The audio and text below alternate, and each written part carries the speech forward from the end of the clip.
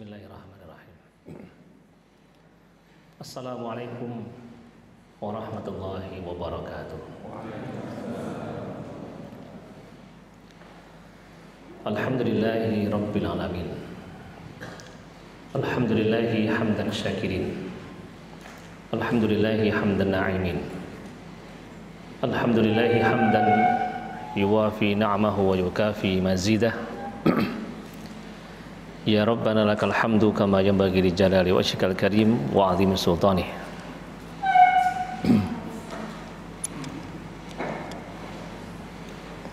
Asyhadu an la ilaha illallah wahdahu la syarika lah wa asyhadu anna Muhammadan 'abduhu wa rasuluhu la nabiyya wa la rasula ba'dah. Allahumma shalli ala Muhammad wa ala alihi wa ashabihi wa baraka salam. Alhamdulillahirabbil alamin. Alhamdulillah Bapak Ibu jamaah yang dirahmati Allah Subhanahu wa taala.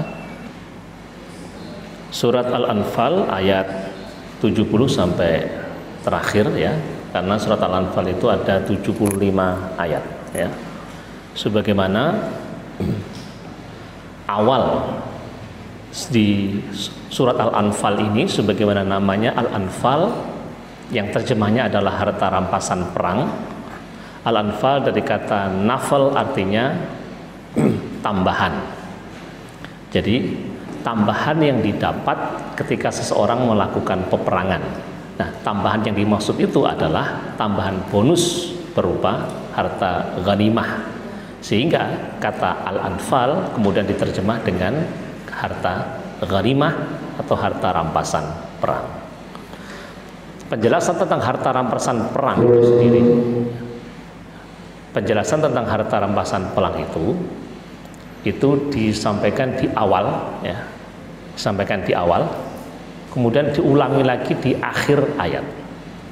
Itu namanya mura'atun nadhir dalam sastra Arab ya.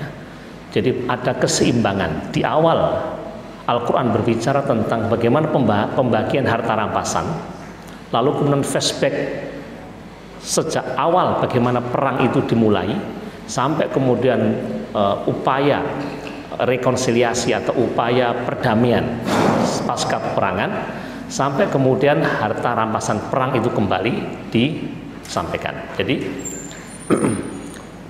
pengungkapan tema tentang peperangan, tentang harta rampasan perang itu dua kali di surat Al-Anfal, yakni di awal surat dan ditutup di akhir surat dengan berbagai macam peristiwa yang terjadi. Karena kalau sudah ada kaitannya dengan rampasan itu kan kaitannya dengan perjanjian. Kalau sudah ada perjanjian, ada kalanya kemudian disepakati, ada juga perselisihan, pengingkaran atas kesepakatan dan lain sebagainya. Yang kemudian di ayat inilah kita harus tahu bagaimana mensikapi atau bersikap ketika dalam sebuah perjanjian lalu pihak yang berjanji itu mengingkari perjanjian.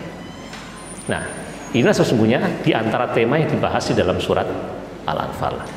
Maka ayat yang ke-70 nanti sampai yang terakhir lebih banyak berbicara tentang pernik-pernik hal yang terjadi ketika harta rampasan perang. Ketika perang sudah berakhir, kemudian harta rampasan itu diambil, atau kemudian bagaimana tawanan itu kemudian diperlakukan. Apakah ditebus ataukah memang harus diperlakukan dengan dibunuh dan lain sebagainya.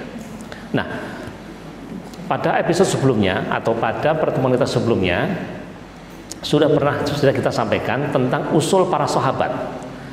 Jadi ada sahabat yang agak lemah lembut, salah satunya adalah Abu Bakar, mengusulkan sudahlah ini kan podo-podo orang Quraisynya. Nabi juga orang Quraisy, yang membunuh sahabat Nabi kaum Muhajirin juga orang Quraisy. Mbok ya dimaafkan saja, cukuplah kasih tebusan. Itu usulnya Abu Bakar. Tetapi Umar bin Khattab sebagai mantan preman itu tidak bisa begitu. Ora iso pateni ae. Apapun yang terjadi, saya akan memulai dengan membunuh keluarga saya yang berseberangan akidah dengan saya, dan nanti Ali pun juga akan membunuh keluarganya yang berseberangan akidah dengannya. Makanya turunlah ayat yang kemudian Nabi, setelah turun ayat itu Nabi memberikan jalan tengah dari dua kutub perbedaan para sahabat itu. Dikatakan Allah itu menurunkan manusia dengan berbagai macam sikapnya. Ada yang memiliki sikap kasih, lemah lembut, seperti Nabi Isa, seperti Nabi Ibrahim. Nabi Ibrahim nabi yang lembut, Nabi Isa nabi yang lembut, ya. Jadi kalau ada umatnya yang yang memusuhi dia, cukuplah kemudian astaghfirulaka rabbi, ya bapakku, engkau akan aku mintakan ampun kepada Tuhan. Pun tuan jenengan niku senasa merjaya kula, pengen mateni kula, karena bapaknya pernah mengatakan la arjumannaka wahjurni malya. La arjumannaka dari kata rajam le, kowe nek terus-terusan ngono kowe tak bandem boto tenan lho kowe. Wahjurni malya, kamu akan saya asingkan. Tapi perkataan Ibrahim adalah astaghfirulaka rabbi, nggih mboten napa-napa Bapak, kula badhe nyuwunaken pangapura panjenengan dumateng pangeran kula. Kepada Allah akan saya mintakan ampunan. Itu yang dilakukan Nabi Ibrahim, itu juga yang dilakukan oleh Nabi Isa alaihissalam. Nah, kemudian Nabi mengatakan bahwa sikap Abu Bakar itu seperti Nabi Ibrahim dan seperti Nabi Isa. Tetapi Allah juga menurunkan Nabi seperti Nabi Daud, seperti Nabi Nuh. Nabi Nuh itu sampai benar berdoa, Rabbi la tadzar 'alal ardi minal kafirina dayyara. Ya Allah, jangan engkau sisakan di dunia ini satu orang kafir pun, kecuali hancurkan lebas sampai habis. Pun dan entek nih mon yang kafir.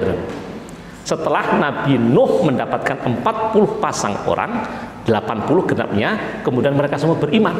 Lah golek iki rino wengi 950 tahun dia mendapatkan 40 pasang dan kemudian berdoa, Rabbi la tadzar 'alal ardi minal kafirina dayyara. Ya Allah, jangan engkau sisakan satu orang pun yang kafir tinggal di muka bumi. Pun jangan pateni kabeh mon. Diijabah doanya Nabi Nuh, itu terjadilah banjir bandang, habis seluruh manusia berkat doanya Nabi Nuh. Nah, kemudian Nabi mengatakan, dan sikap Nabi Nuh itu seperti juga sikap Umar bin Khattab. Nah, seperti itu.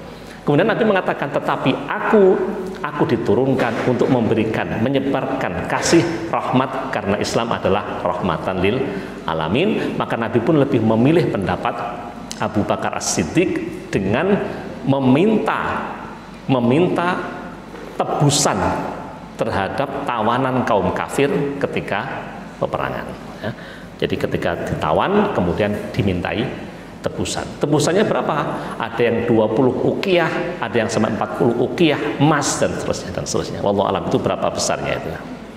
Nah, maka kemudian ayat ke-70 dan seterusnya nanti kita akan baca sampai akhir, sampai ayat 75 ayat terakhir. Monggo niki kita baca. A'udzu billahi minasy syaithanir rajim.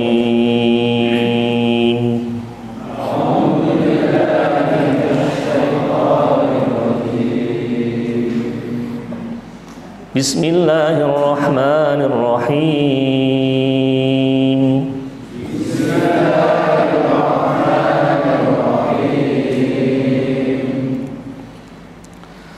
Ya ayyuhan nabiyyu qul liman fi aydikum minal asra'i ya'lamillahu fi qulubikum.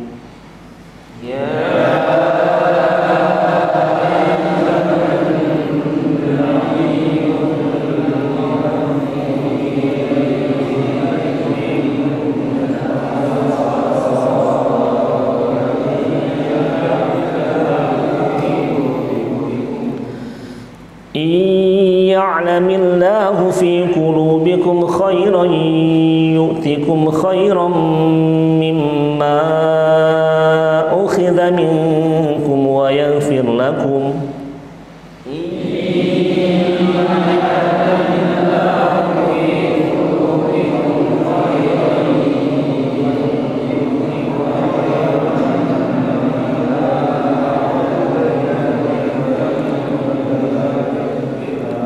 Wallahu ghafurur rahim.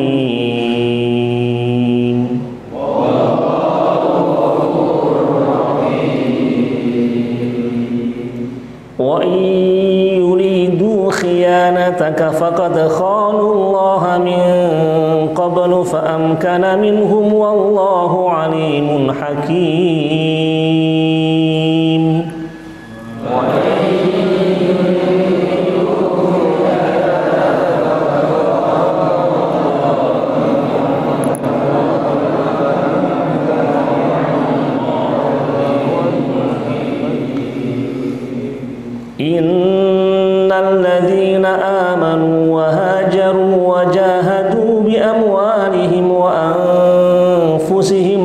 sabilillahi walladzina awaw wa nasaru ulaika ba'duhum awliya'u ba'd.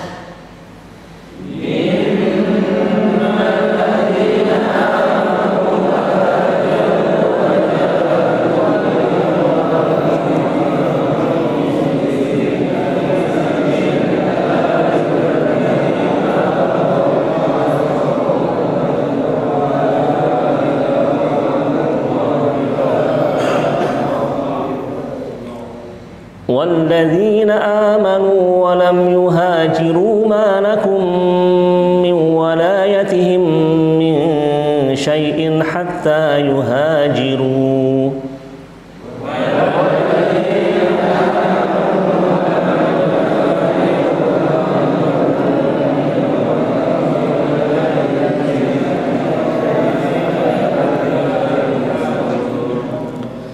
وإن استنصروكم في الدين فعليكم النصر إلا على قوم بينكم وبينهم ميثاق.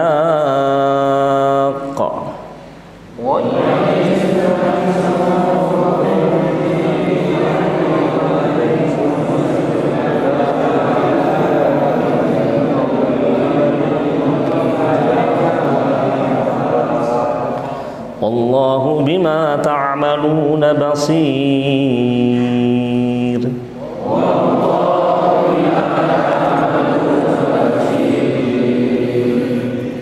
والذين كفروا بعضهم أولياء بعض إلا تفعلوه تكن فتنة في الأرض وفساد كبير.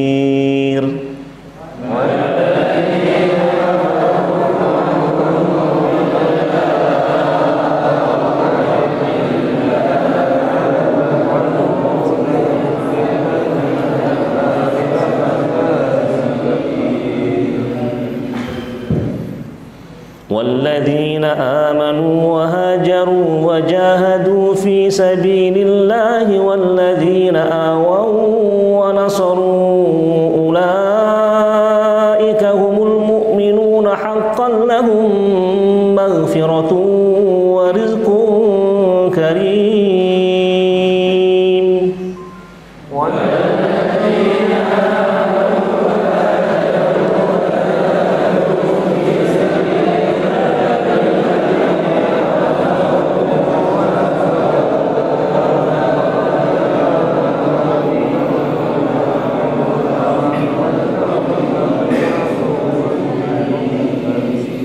والذين آمنوا من بعد وهاجروا وجاهدوا معكم فأولئك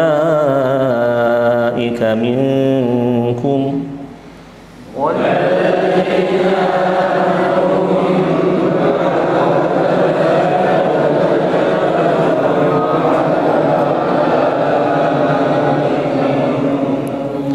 وأولو الأرحام بعضهم أولى ببعض في كتاب الله.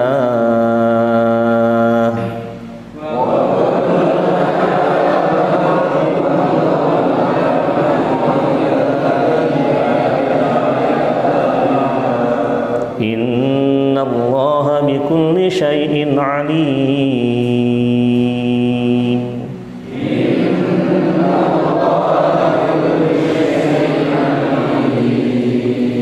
صدق الله العظيم.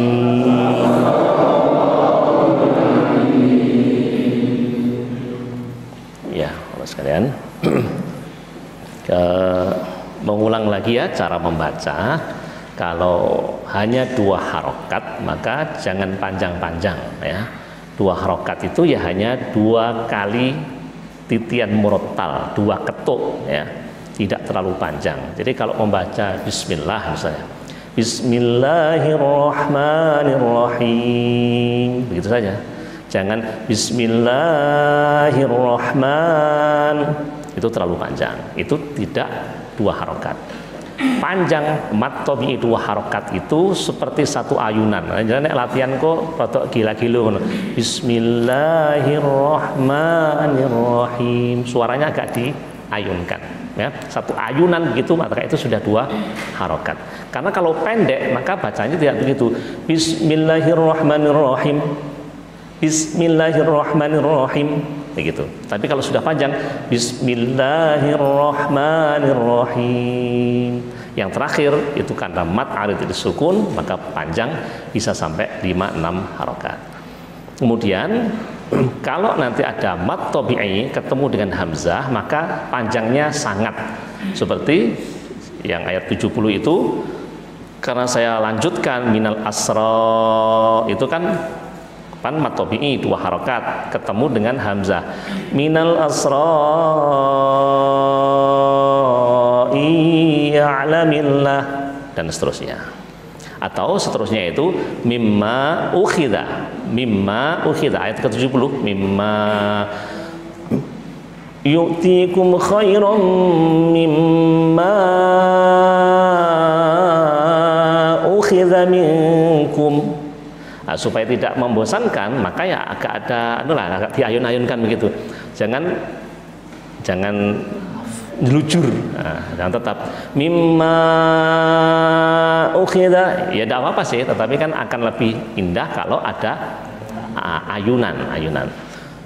Yu'tikum khairan mimma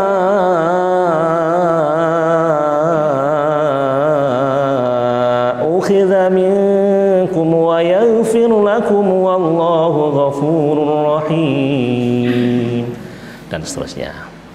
Latihan. Bagi yang nafasnya belum panjang, maka melatih nafas. Upayakan jangan terlalu kelihatan mencuri nafas. Ya ayyuhan nabiyyu liman fi aid. Oh, jangan dah ya. Curilah di tempat-tempat di mana tidak kelihatan, ya. Misalnya ya'lamil, kata kita dah. Ya. Coba saya mencuri nafas ya. Saya sebutkan nafas saya itu beberapa kali, coba.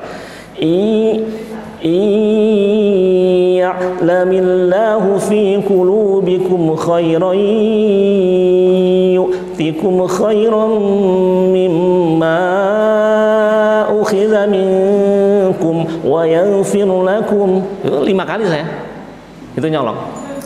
Padahal kalau nanti nafasnya panjang itu cukup sekali. Ya'lamillahu fi qulubikum khairan yu'tikum khairan mimma ukhidha minkum wa yaghfir lakum wallahu ghafurur rahim. Latihan nafas panjang dengan cara tahan nafas selama 1 menit. Nek gak kuat, dipegang perutnya. Mana petangnya juga gede-gede, Pak Taufik. Perutnya jangan besar-besar, dipegang perutnya. Kalau jenengan kuat menahan 1 menit, berarti salah kuat bicara 1/2 menit. 1 menit. Ya itu latihan, perlu latihan. Atau saya tidak tahu, ini tidak sesuai dengan sunnah Nabi ya. Tetapi dulu saya kalau latihan suara itu begitu. Kalau pagi minum air 3 gelas dengan tanpa nafas. Sekali nafas, Bismillahirrahmanirrahim. Tapi sudah siapkan dulu. Bismillahirrahmanirrahim. Klak klak klak klak klak klak klak klak klak klak klak klak klak klak klak klak. Alhamdulillah. Nah, karena Nabi tidak mengajarkan panjang nafasnya. Nah, jadi memang latihan nafas itu Nabi tidak pernah mengajarkan latihan nafas. Ya, saya ulangi, Nabi tidak pernah mengajarkan latihan nafas. Nabi itu kalau mau mengajarkan yang sunah-sunah ya, misalnya yang sunah dalam artian yang Nabi mengucapkan atau Nabi melakukan mengucapkan atau renang. Itu pun Nabi tidak pernah berenang. Gitu. Nabi kan mengatakan alimu auladukum fi sibah wa rimayah. Pertanyaannya, ajarkan anakmu berenang dan memanah. Pernahkah ada kisah Nabi berenang? Ya, coba. Lah makanya itu. Tapi kenapa Nabi artinya ada sesuatu yang diucapkan Nabi dan Nabi tidak melakukan. Lakukan ketika dalam kondisi tertentu kamu ada kolam renang. Atau Nabi tidak berkata, tapi ketika ada kondisi tertentu maka silakan latih itu. Salah satunya kalau saya melatih sesuatu yang Nabi tidak pernah ajarkan, tetapi ini sebuah metode untuk panjang nafas. Jadi mesti orang yang golek dalil tentang Nabi melakukan gorah mau sampai botak rambut golek hadis, tidak ada ini. Ada yang pernah ikut gorah di sini? Gorah itu, tapi yang enggak profesionalnya enggak usah ya. Nah, harus ikut yang profesional. Gorah itu ada jinten, campur bawang, campur macam-macam itu, masukkan ke dalam hidung, 1 gelas habis. Gimana itu? Itu sunahnya di mana? Tidak ada ya sunahnya. Tidak ada sunahnya. Sunah tidak ada. Tetapi qori internasional itu begitu yang dilakukan. Nah, qori internasional itu begitu yang dilakukan.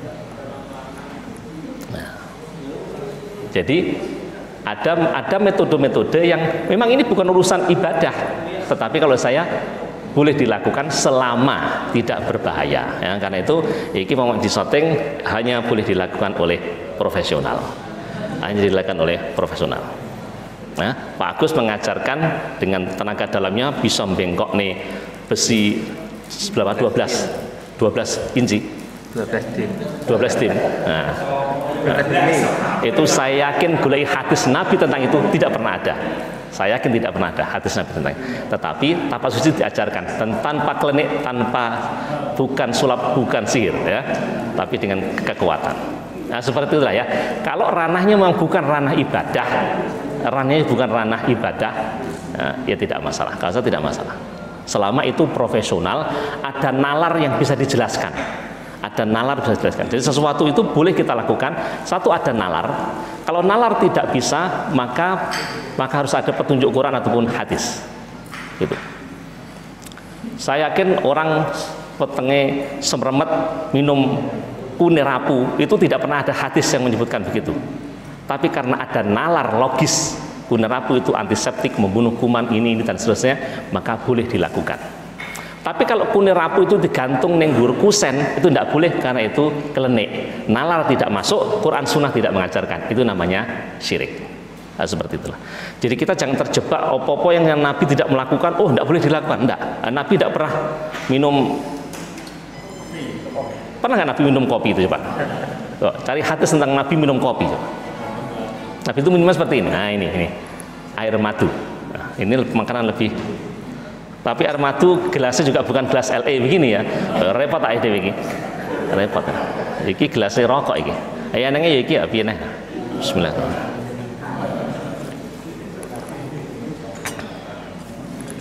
Baik, bismillahirrahmanirrahim. Ya ayuhan nabi, wahai nabi, kul katakan, liman fi aidikum, pada orang yang ada dalam genggaman tanganmu, artinya para tawanan perang yang ada dalam kekuasaanmu, minal asra, yakni dari para tawanan.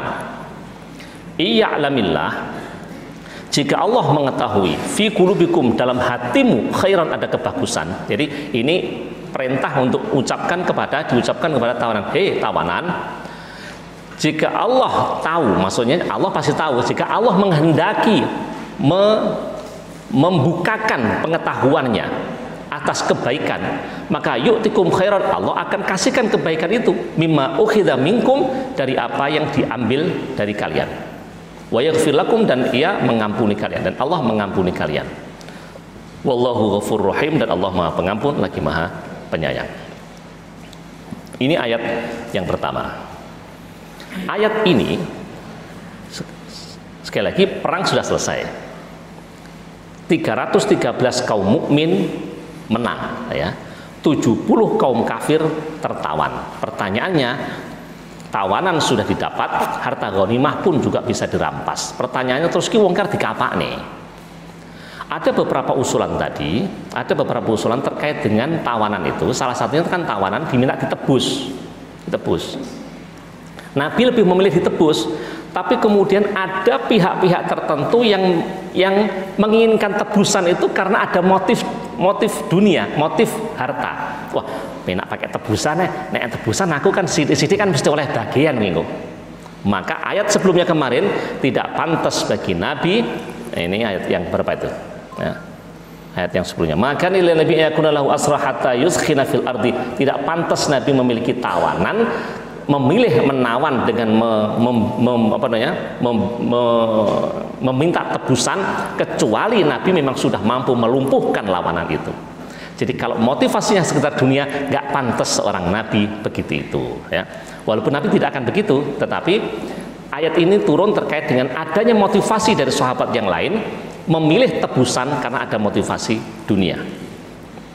Nah, karena itulah maka setelah Nabi memilih tebusan, Nabi pun diminta untuk mengatakan, para tawanan, Allah itu tahu apa yang ada dalam dirimu. Kalau Allah menghendaki kebaikan, kebaikan akan Allah berikan. Kalau Allah menghendaki kejelekan, Allah akan kasihkan kejelekan itu. Salah satunya adalah nanti di ayat berikutnya ada orang-orang yang berkhianat. Ada para tawanan itu yang berkhianat. Jadi Nabi itu kan orang yang rasa asihnya, rasa welasnya itu lebih dominan dibandingkan dengan rasa rasa balas dendamnya. Nabi tentu tidak seperti Umar yang kemudian main pateni. Jangankan itu, ada orang minta fatwa ke Umar, tapi sebelumnya dia kan sudah ke Nabi. Nabi memberikan fatwa tentang pembagian warisan. Sudah dijelaskan, tidak juga kunjung percaya. Moro neng Ali sudah dikasih tahu, ya sama seperti Nabi itu. Ya sekudune ngene, lanang oleh loro wong itu aja tok. Ya bagiannya sudah ada itu. Datak pelalah moro neng Umar bin Khattab. Kamu sudah datang ke siapa? Saya sudah datang ke Nabi. Nabi gimana? Gini. Kamu sudah datang ke mana lagi? Ke Ali. Ali gimana? Ya sama dengan Nabi. Oke, sebentar ya. Melebu golek pedang. Nek sirah muruh dipotol kuwi orang gelem manut tok panjenengan kowe. Begitulah tabiat Umar itu begitu. Ya. Kowe manut ora? Nek ora manut tak potol ndasmu. Nah, seperti itu. Artinya begitu tabiat Umar itu. Karena itu ya Umar memang dengan temperamen demikian, tentu kita tidak harus aku tak pongpen podo karo Umar. Artinya bahwa ada makhluk-makhluk Allah yang memiliki sifat seperti itu. Tapi Nabi tidak seperti itu. Dengan kasihnya, Nabi itu pemaaf. Tetapi bahwa orang seringkali mempergunakan memanfaatkan sikap pemaafnya Nabi. Salah satunya ada lupa saya, ada Umar bin Amr bin siapa itu yang suatu saat dia minta maaf kepada Nabi. Kula niki nyuwun ngapura, kula niki namung elu-elu kemawon kok tolong jenengan lepaskan saya. Oke, dilepaskan oleh Nabi. Dan ternyata di tahun kemudian ketika perang Uhud terjadi, setahun kemudian Nabi sekelingan. Nabi itu dobit betul itu. Ya. Orang itu ternyata ikut dalam barisan kaum kafir. Maka diperintah oleh Nabi ceklen kayak tangkap. Ia kemudian minta belaskan lagi. Nabi kula niku mboten kula namung elu kemawon. Nabi mengatakan bahwa la yakunu mu'min la yahfiru atau la yadkhulu mu'minan fi juhrin wahidin marrataini. Seorang mukmin tidak akan kepleset jatuh di lubang yang sama 2 kali. Biar aku mbok apusi, oke, saiki gak mungkin aku mbok apusi, Jong. Ngecekel. Tangkaplah itu. Nah, maka terkait dengan tawanan perang itu, maka ayat berikutnya 71 ini perlunya mewaspadai orang-orang yang melakukan pengkhianatan itu. Ini kasus yang lain nanti. Wa yuridu khiyanataka, jika mereka menghendaki mengkhianatimu, ya, maka sesungguhnya faqad khanullaha, sesungguhnya ia telah mengkhianati Allah min qablu sebelumnya. Jadi kalau ada orang berkhianat kepada Rasul, pada dasarnya ia sudah berkhianat kepada Allah. Fa'amkana minhum, kemudian Allah memberikan kekuatan, memberikan makanah dari mereka. Mereka diberikan kemampuan untuk melakukan untuk melakukan pengkhianatan, tapi ingat ya, akan ketahuan juga ya. Wallahu alimun hakim, Allah Maha mengetahui lagi Maha bijaksana. Nah, ini terkait dengan kisah paman Nabi Abbas wa Uqail bin Abi Thalib wa Naufal bin Al-Haris, ya. Orang-orang ini jadi termasuk Abbas bin Abdul Muthalib itu kan berarti kan paman Kanjeng Nabi yang di kemudian hari ini menjadi khalifah Bani Abbas. Khalifah itu orangnya, kemudian apa namanya itu, nationnya namanya khilafah. Untuk Banter muni khilafah.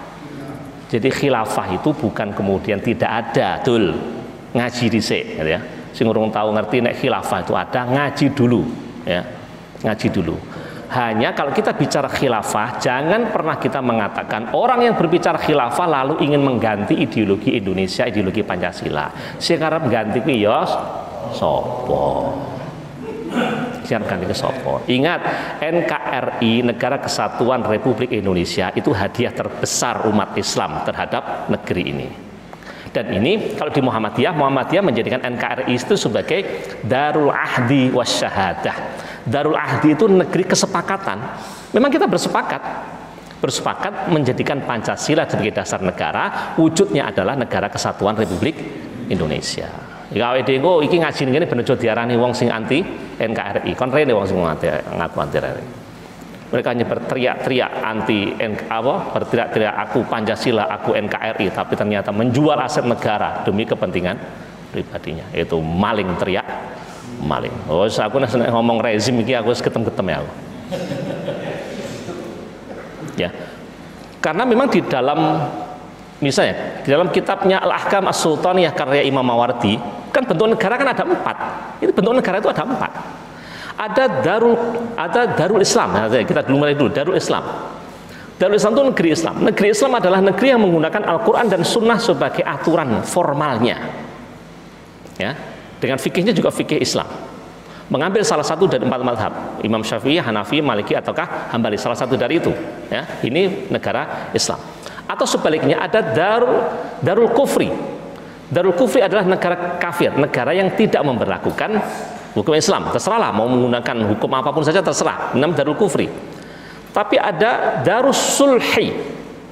Darus Sulhi. Darus Sulhi itu negeri non Muslim tapi menjalin menjalin perjanjian dengan Darul Islam ataukah Darul Kufri. Salah satu itu.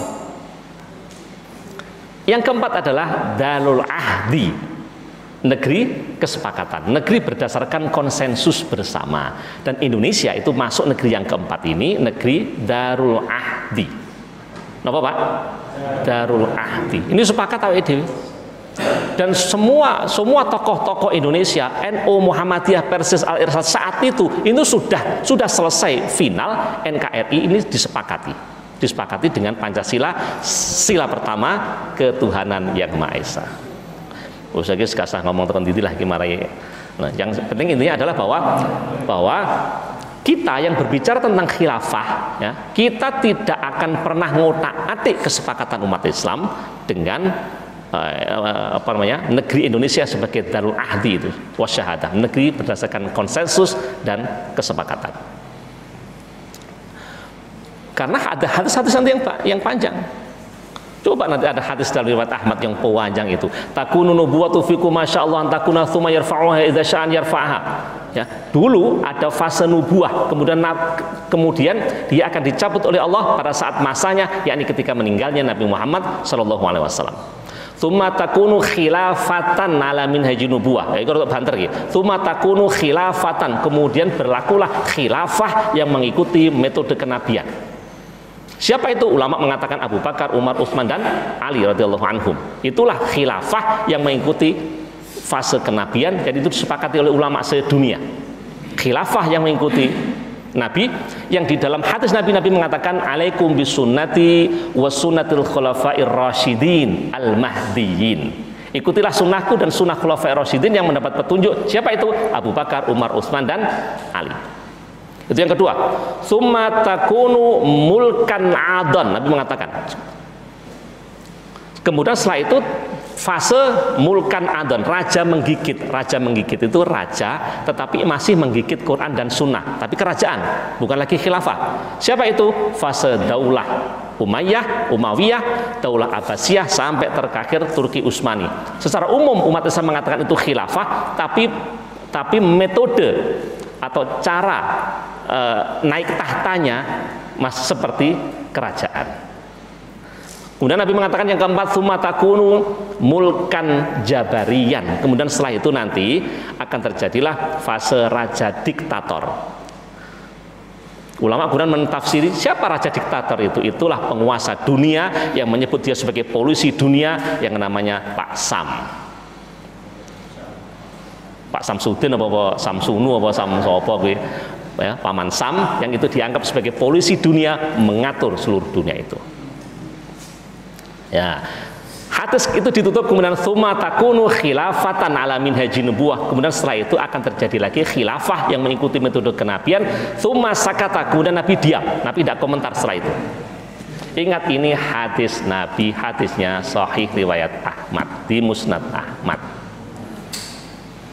Urusan bahwa kemudian kita pakai Pancasila itu urusan lain, ini kesepakatan kita, tetapi jangan kemudian dengan kita mensepakati Pancasila lalu kita menafikan khilafah.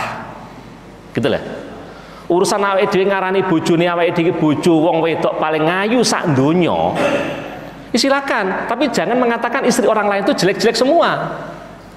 Saya mengatakan istri saya yang tercantik, oh wajar toh, wajar. Tapi kalau saya mengatakan istri saya yang tercantik, istri Ustaz Nawawi itu jelek, istrinya Pak Yunus apalagi, loh kan nesu dah sing duwe bojo, nesu toh. Silakan, saya sah-sah saja saya mengatakan wanita tercantik di muka bumi ini, di atas kolong langit. Terlalu lebay. Itu istri saya. Tapi terserah itu subjektif saya. Asalkan saya tidak mengejek orang lain, kan begitu. Ya, kan begitu. Silahkan kita menggunakan Pancasila, kita mensepakati NKRI, tapi jangan merendahkan ajaran Islam. Pun itu kontinu ngomong. Jadi kalau ada pengkhianatan, ini ada tadi Abbas, Uqail bin Abi Thalib dan Naufal bin Harith, yang kemudian dia ya merengek ke Nabi karena kan ditangkap oleh Nabi ketika perang Badar. Itu Abbas itu ditahan. Lalu dia mengatakan, taraktani ya Muhammad atau kafifu Quraisyan, ya Nabi. Oh tak tahu jenengan kan ya wong Quraisy ta kok ya mbok diculno ta aku kan aku Naufal kan ya wong Quraisy mbok culno ae. Aku wis gak duwe apa-apa lho anu lele karena kan punakane. Aku gak duwe apa-apa tele culno tele aku. Tapi Nabi mengatakan, aina dzahab alladzi dafa'tahu umal fadli waqta khurujika min Makkah. Lho, Pak Lek, ya lamun Pak Lek kan ya. Lamas sing jenengan titipne teng bojone jenengan ketika panjenengan mau pergi ketika keluar dari Mekah itu mana? Emas sing sampean delik endi? Sing sampean delikne itu. Wa qulta lah, dan engkau saat itu mengatakan la adri ma yusibuni nduk bojoku, aku ora ngerti apa sing bakal kedadian ning awakku. Fa in hadatsa bi haditsun fa huwa laki. Kalau nanti terjadi pada diriku, tegese aku ikut perang Badar, pengen mateni Muhammad ning aku malah mati, bondo sing tak delik niki PN, ya. PN. Dan untuk anak-anak kita, intinya begitu. Intinya gitu. Nah, Abbas itu hanya mengatakan kata-kata itu kepada istrinya saja. Jadi, Dek, iki aku kudu nyerang Muhammad lho kok. Nek aku ora ngerti apa sing kedadian kareng aku. Mungkin aku bisa mati, ya. Nek aku mati iki bondoku tak titip ning awakmu ya. Sawayahe aku mati dumen kanggo anak-anakmu kabeh. Nggih, Mas. Wis aku budal karena selamat. Tibondo to Abbas ditangkap oleh Rasulullah. Ngaku-ngaku bahwa dia tidak punya apa-apa. Aku gak nduwe apa-apa lho, aku culno to aku. Tapi Nabi bisa menebak, loh, lamas yang jenengan titipkan ke bojone jenenganku pundi kok jenengan kok ngaku-ngaku kere iki piye? Kan kaget Abbas. Wa ma yudrika? Kok iso jenengan kok ngerti? Hei Muhammad, kok engkau tahu? Nabi mengatakan, qala akhbarani rabbi, Tuhanku mengabarkan kepadaku. Wah, hebat tenan Muhammad. Wong saya hanya berbicara pada istri saya. Tok, pada jarak antara Mekah dan Madinah 485, hampir 500 ya. 495, enggak ada loh 495, dapat. Hampir 500 kilo ya, perjalanan Mekah Madinah itu. Tapi ternyata Nabi itu tahu. Nabi itu tahu. Sampai kemudian karena yang mengetahui itu tidak lain adalah seorang nabi, maka dia mengatakan fana asyhadu annaka shadiq, saya bersaksi hai Muhammad bahwa engkau jujur tenan, wa alla ilaha illallah, dan tidak ada Tuhan melainkan Allah, wa annaka abduhu wa rasuluh, dan engkau adalah hamba dan utusannya. Gara-gara kui Abbas itu terus kemudian masuk Islam. Mau ditangkap karena dia sebagai tawanan merengek-rengek, tapi kemudian Nabi berhasil menebak, loh Pak Palik wong jenengan juga ada duit lah, duitnya sing sampean titip nang mboke kan endi? Oh, duitnya sampean yo akeh. Lho kok iso ngerti sampean? Oh wis nek sampean ki jan nabi tenan. Asyhadu alla ilaha illallah wa asyhadu anna Muhammadar Rasulullah. Nah inilah ya. Jadi kalau ada orang yang maunya berkhianat tetapi Allah menghendaki kebaikan, Allah kasih kebaikan. Abbas itu maunya etok-etok, tapi kemudian Allah memilih Abbas untuk kemudian dimasukkan Islam dengan cara bahwa Nabi mengetahui apa isi hati Abbas itu bin Abdul Muttalib, hingga kemudian dia berbalik mendukung Nabi, meyakini bahwa tidak lain Muhammad adalah seorang Nabi, maka masuklah dia Islam.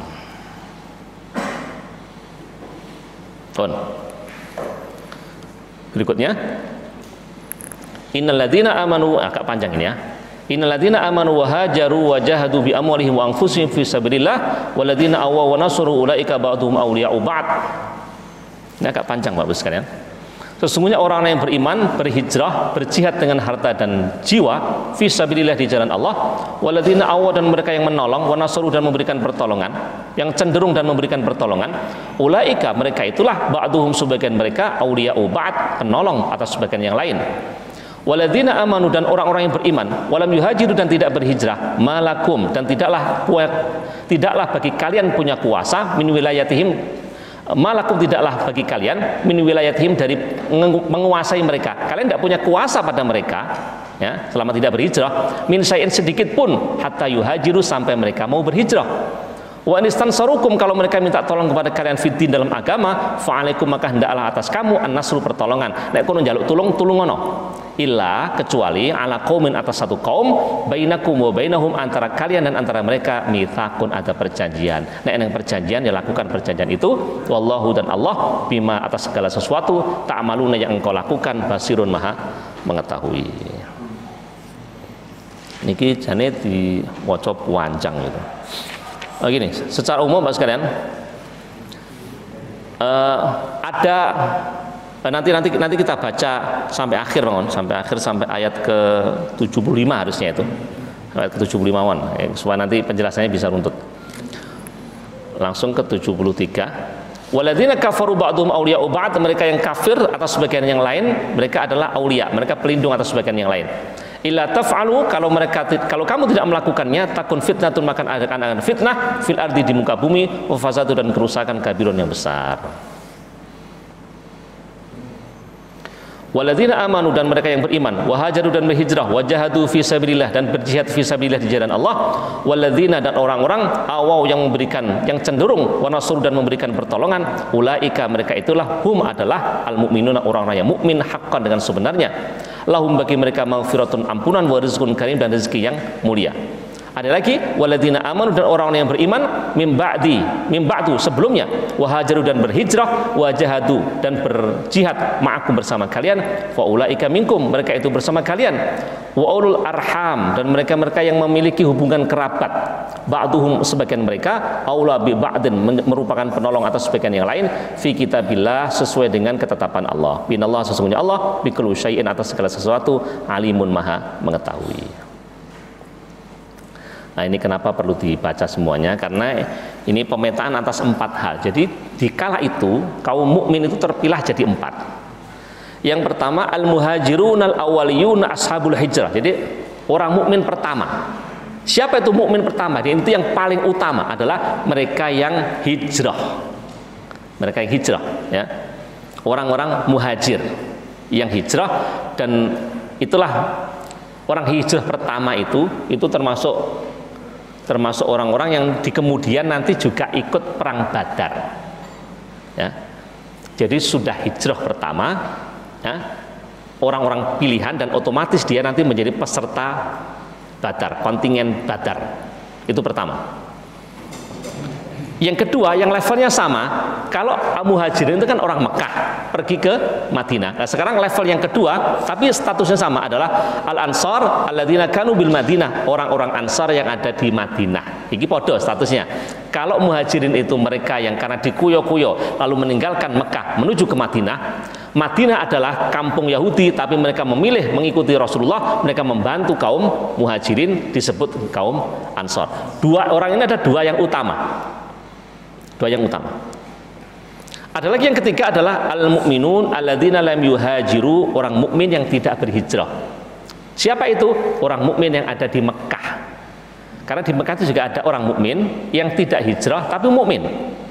Mukmin. Nah, levelnya level berikutnya. Ada juga al-mu'minun alladzina hajaru ba'da sulhil Hudaybiyah, orang mukmin yang hijrahnya setelah perjanjian Hudaybiyah. Perjanjian Hudaybiyah dilakukan ketika alhamdulillah Nabi berada di Madinah, kemudian terjadilah perjanjian, Nabi dilarang melakukan perjalanan ke Mekah, tidak boleh pulang ke Mekah selama 10 tahun. Boleh ke Mekah tapi hanya 3 hari melakukan umroh. Itu pun di kemudian hari ketika Nabi dan para sahabat melakukan perjalanan umroh, terjadilah penselisihan atas itu, kaum muslimin dibunuh. Nah, setelah itu kemudian perjanjian Hudaybiyah itu batal demi hukum. Nabi kemudian mempersiapkan ngeluruk kembali lagi ke Mekah. Itu yang disebut dengan fase Fathu Makkah. Fase Fathu Makkah 2 tahun sebelum Nabi situ. Nah, itu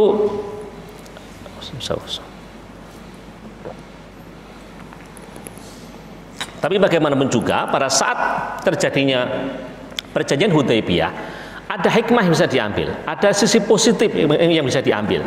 Apa itu? Tersebarnya dakwah ke seluruh penjuru Jazirah Arab, termasuk juga orang mukmin yang berada di Mekah boleh hijrah ke Madinah karena saat itu terjadi gencatan senjata. Itu pemetaan 4 kelompok. Jadi 4 kelompok yang dipetakan oleh Nabi. Satu, kaum muhajirin, sekaligus ia adalah peserta perang Badar. Yang kedua adalah kaum Ansar. Ketiga adalah kaum muhajirin yang hijrahnya setelah perjanjian Hudaybiyah. Dan yang keempat adalah kaum mukmin yang tidak hijrah tapi tetap berada di Mekah. Itu pemetaan. Tapi masing-masing ini kategorinya orang mukmin. Kategorinya tetap orang mukmin dengan level-level yang berbeda. Levelnya tentu berbeda. Terus berikutnya, supaya tidak terjadi kesalahan dalam pemaknaan, maka saya akan mengambil di sini tafsir Al-Marauhi ketika menjelaskan tentang jihad.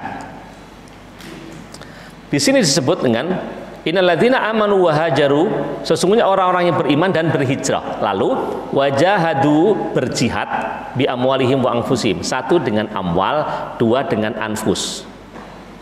Apa jihad dengan amwal itu? Jihad dengan amwal itu ada 2 hal. 1, ma yunfiqu fit ta'awuni wal hijrah wa tifa'an dinillahi wa nusrati dinihi wa himayata rasulihi. Orang yang menginfakkan hartanya membantu kaum mukmin yang hijrah, tegese setor bondo. Ini berarti dia jihad dengan harta. Jihad dengan harta. Jadi tudun gitu. Jadi awake dhewe nek aku pengen berjihad dengan apa? Dengan harta. Tudun duite, domete dirogok. Nek kalenge metu aja dipliliki ae. Ya. Aja diesem itu ae. Monggo Pak. Itu kotak apa itu? Kotak infak sama kotak sedekah? So, kota infak apa kota sedekah? Kota infak, jos. Kota infak. Sebab nek diarani kota sedekah, Nabi ngendika tabassumuka ala sadri akhika sedekah. Mesem guyumu kuwi ya dadi sedekah. Mulane nek iki diarani kota sedekah, jenenge mesem tok ngene. Monggo. Mulane ora diarani kota sedekah, nek kota infak. Nah, mulane sing nggo dhuwit mengke cemplungne, blung, insyaallah barokah. Tudun itu salah satu bentuk infak. Tapi di sini disebutkan masuk kategori infak juga bukan begitu. Ma yakunu bisakhail anfus bitarki ma tarakuhu fi awtanihim 'inda khurujihim minha. Orang juga masuk kategori dermawan dengan cara meninggalkan harta. Ini kasus hijrah itu. Meninggalkan harta di tanah airnya demi menyelamatkan agamanya. Ninggalne bondo demi agama. Ninggalne bondo demi agama. Ini demi agama. Dia tidak memberikan sesuatu, tapi dia meninggalkan harta. Apa ya contohnya mau kayak gini ya? Termasuk meninggalkan tidak korupsi, mestinya gitu ya. Apa ya kok tidak korupsi? Lihat ya contoh yang dia tidak memberikan sesuatu, dia malah kehilangan sesuatu, tetapi kehilangan demi menyelamatkan agamanya. Ini juga termasuk jihad bil amwal, bil amwal. Kehilangan dia, kehilangan. Itu yang kedua. Jadi termasuk kategori apa namanya tadi, infak itu bisa memberi, bisa kehilangan harta, tapi ikhlas dia alami demi membela agama Allah. Itu juga kategori infak. Karena Allah pun kan kalau memberi kan tidak harus kemudian dikasih ya. Kalau kita berdoa, saya kalau bicara tentang tema doa itu kan mesti diijabah. Kalau ada ayat yang mengatakan ujibu da'watad da'i idza da'ani falyastajibu li. Nek kowe kuwi pengin ndonga le, tak sembadani dongamu. Aku akan mengabulkan setiap doa hambaku yang berdoa, falyastajibu li, maka mintalah. Kira-kira ki percaya ora awake dhewe ngono. Gusti Allah itu mesti ngabulne ora? Lho kita kok minta ya Allah kula nyuwun sugih ya Allah kula pengen dados anggota dewan malah kok gak kelakon. Oh gak kelakon ya Pak Taufik ya. Oh pengen dadi syukur 5 periode kan karep pengen ya. Orang pengen duwe kok wis bareng nyapa. Karena ada kalanya Allah mengijabahi doa dengan memberi. Cash and carry. Ya wis iki lah awakmu kan tau dadi anggota dewan ya sekali pertama tak dadekne ya apa kowe dadi dewan kowe ngono. Sing kedua ya wis dadine gak apa-apa. Sing ketiga ya wis liyane wong cah nom-nom ya akeh ya ganti liyane lah. Ganti lah. Itu yang Allah mungkin memberi satu Allah ketika mengijabahi doa Allah memberi, tapi ada kalanya Allah menangguhkan. Doa kita ingin menjadi sesuatu tidak diijabahi oleh Allah, tapi anak yang sing tumonjo, anak ya oleh bojone ya sugih, bojone malah dadi anggota dewan. Ndongane kanggo awake dhewe tapi kemudian sing diijabahi anake. Ini berarti Allah mempertimbangkan sawakmu go sepuh wis kakean anu lah sing akeh anu ibadah lah ya, akeh ngajine ae. Sing anakmu wis pengen dadi anggota dewan, ya anakmu tak dadekne. Mungkin begitu. Mengalihkan ke aspek yang lain. Atau mungkin menunda tidak di dunia tapi di akhirat. Ya. Bukan sekarang atau di kalaupun tidak ada akhirat di waktu yang agak lama. Ingat Nabi siapa yang sudah sepuh doa pengen putra itu? Ya Nabi Ibrahim. Ada satu lagi siapa? Satu lagi Nabi yang sepuh yang Yakub. Nabi Adam tuh, oh Nabi Idris, stop pen, mau usul ya kan ya, neng so usul itu jangan asal, jangan asal usul ya sepeda.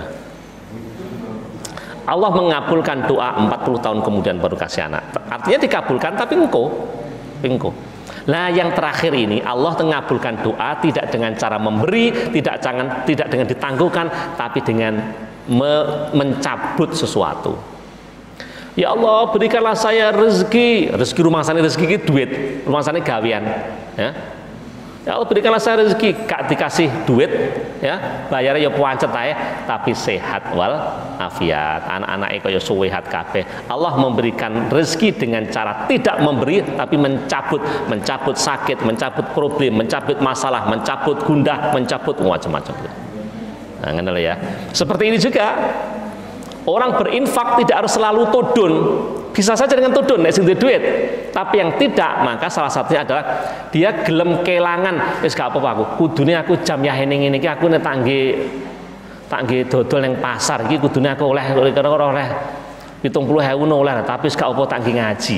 maka kita termasuk orang yang tadi infak di jalan Allah, tidak mendapat sesuatu, tidak todun, tapi rela meninggalkan harta demi kemaslahatan.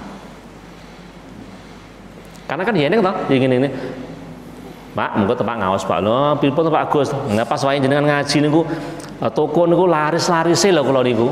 Laris-larise lho. Kadang-kadang enten Pak, monggo to mbok traweh to. Enten biasanya kasus traweh. Delalah kersane Allah. Wayahe traweh iki bakul iki sing tuku wis gembruduk wis lumin tuku kula. Delalah kersane Allah. Bagi yang mau mboten Pak niki kula tak traweh riyen barang setengah jam kula tutuk gretek-gretek lho mungkin pripun pun jenengan tunggu kula tak traweh riyen gretek kelangan duit 100.000 gedene 500.000 dalam rangka aku tak salat traweh dhisik. Ini termasuk infak fisabilillah. Dia tidak mendapatkan sesuatu tapi dia rela meninggalkan sesuatu untuk kemaslahatan. Ya, seperti itulah. Berikutnya masuk kategori, nah ini jihad dengan harta, dengan jiwa. Ingat Bapak Ibu, jiwa itu tidak harus selalu dimaknai dengan nyawa, tidak harus selalu setor nyawa. Apakah setor nyawa masuk kategori jihad? Bisa, ketika dalam kondisi yang memang mengharuskan begitu. Para pahlawan, para pejuang, memang dia setor nyawa membela negara ini, insya Allah dia jihad dengan nyawanya. Wa qitalul a'da wa adamul mubalat bi kathrati adadihim. Orang membunuh musuh dengan tanpa peduli atas jumlahnya musuh. Musuhnya sak ayak tapi dia bismillah, ki aku demi untuk membela agama, berangkat bismillah, Allahu Akbar. Itu pahlawan kan begitu. Pahlawan kan begitu. Ora eneng semuni Amitabha, ora eneng. Sopo meneh? Haleluya, tidak ada. Sejarah selalu mengatakan pahlawan kui kalau maju merangi Londo mesti takbir Allahu Akbar. Londo disetrika, Inggris, linggis, Jepang ketepang. Wah, menang pokoknya. Itu bisa karena setor nyawa, tapi ada juga yang kedua, mayakunu qoblal qitali min ihtimalil masyaq wa mubalaghatu syada'id was sabri 'alal ittihad wal hijrah minal bilad. Termasuk kategori jihad dengan nafas adalah apa yang terjadi sebelum perang. Ingat bahwa perang diwajibkan atau perang disyariatkan tahun kedua Hijriah, tahun ke-15 kenabian ya. Tahun kedua Hijriah. Tapi ayat-ayat Al-Quran yang turun di tahun pertama kenabian sampai tahun ke-15 kan sudah ada kata-kata jihad.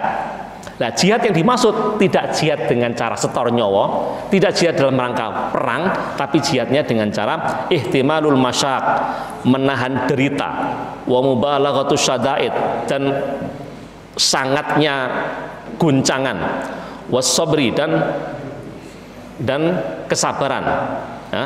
Ma'al ittihadi, sabar dalam keadaan ada derita, sabar. Dalam keadaan menderita, sabar. Iki sing angel. Awake dhewe kan gampang nulis sabar eneng tanggane kemalingan, sabar to ya terah ya kabeh iki tek Gusti Allah. Mesti ae kowe ora kemalingan. Ngono. Jajal kowe kaya aku kemalingan ngene iki jajal kan gitu ya. Ya bojone mati sing sabar yo ya terah ya kabeh iku kagungan Gusti Allah, bojoku ya wis terah ya kagungan Gusti Allah, sing sabar yo ya. Sing iso muni ngono ki biasane sing bojone sehat. Ya. Memang itu kan mudah diucapkan tapi ya. Nah, karena termasuk kategori jihad adalah sabar dalam artian habasun nafsi, menahan diri.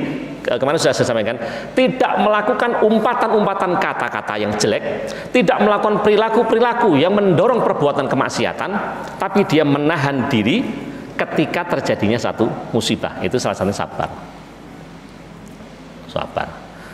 Dan sabar itu as-sabru kata Nabi inda sadamatil ula, ketika pukulan pertama. Ya. Iki gampang diomong nih, tapi nyangel cacakane. Begitu kecopetan, innalillahi wa inna ilaihi rajiun. Jadi sabar. Lah pas kecopetan bungkus pecel tan iki dhuwit karek semene jare. Jangan-jangan kita belum sadar. Engko nek kadung marem leh muni bungkus pecel cantolan klambi macam-macam muni terus astagfirullah. Ngono iki wis kasep. saya. Harusnya Nabi mengatakan as-sabru inda sadamatil ula. Ketika pukulan pertama itulah sabar. Lah ngono ki ustate yo ora karo iso lah ngono ki. Ustate mana? Bapak Loren nggih natos digunceng karo ustaz ngono ki ya. Ana ngomong mak modah montor suruh mata nih ora diinget. Ustaz iki iso mata-mata bareng ya. Waduh satu gitu. Tapi itu manusiawi, Tapi ya.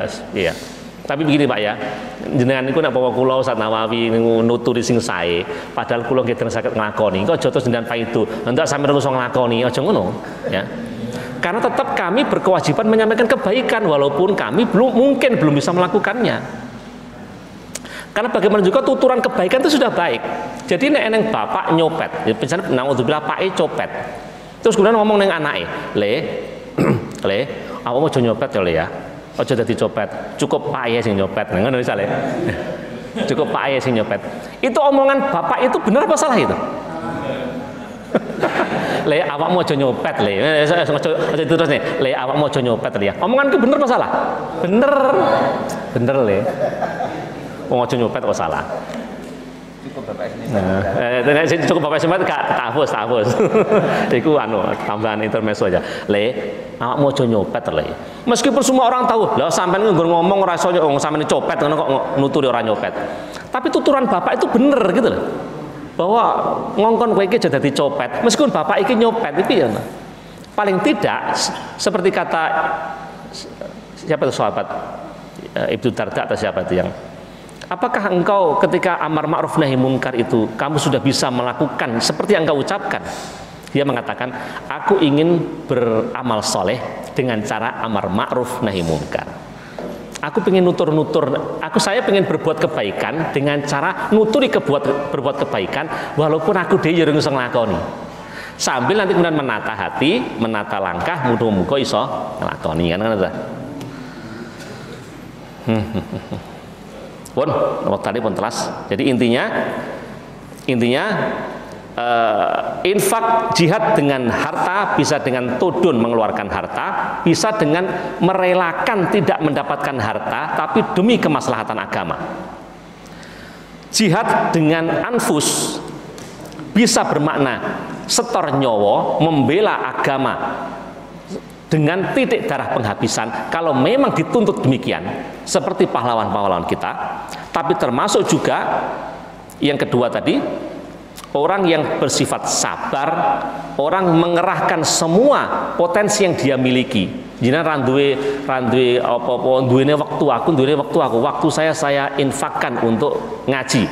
Aku gak duwe duit, aku gak duwe apa-apa tapi aku iso nek dandani lampu aku iso aku jane. Ya Unus ya. Oh, lampu sing mati tak dandanane Pak Gus pundi sing mati-mati tak dandanane. Wis ora usah bayar kita. Apa mau bayar ya separuh ae lah. Wah, jos itu. Jos. Ngono lah.